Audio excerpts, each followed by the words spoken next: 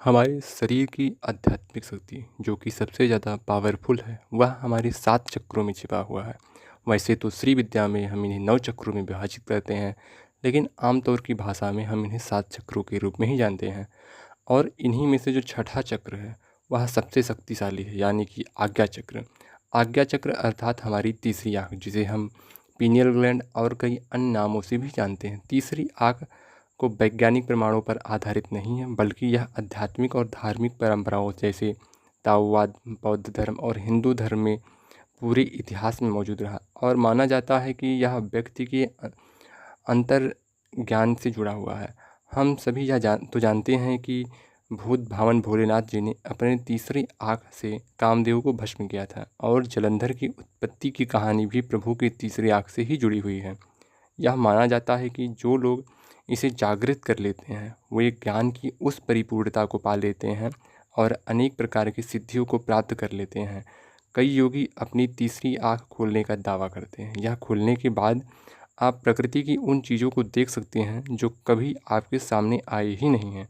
भगवान शिव की सभी शक्तियों का रहस्य भी इस तीसरी आँख में छुपा हुआ है। भगवान शिव, जिन्हें शमशानवासी भी कहते हैं, उनके शरीर पर जो राख है वह कोई अन्य नहीं बल्कि उनके अंदर का वह शरीर है जो अब तक जल चुका है। हमारे आज्ञा चक्र में शक्तियों का भंडार छुपा हुआ। यदि आप इसे सिद्ध कर लेते हैं तो आपके जीवन में ऐसे परिवर्तन आएंगे जिन्हें देखकर आप स्वयं भी विश्वास नहीं कर सकते। आपकी शारीरिक मानसिक शक्ति इतनी ज़्यादा बढ़ जाएगी।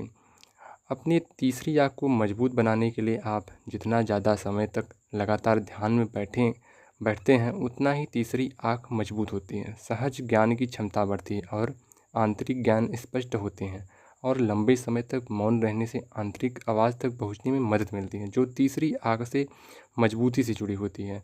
हम तीसरी आँख के लिए मंत्रोच्चार, ध्यान और योग जैसी प्रथाओं का भी उपयोग कर सकते हैं। तीसरी आँख खोलने में मदद कर सकती हैं। कुछ विशिष्ट मंत्रों का उच्चारण करने से तीसरी आँख की कंपन आवृत्ति के साथ प्रतिध्वनित हो सकता है, जिससे इसे खोलने और सक्रिय करने में मदद मिलती है।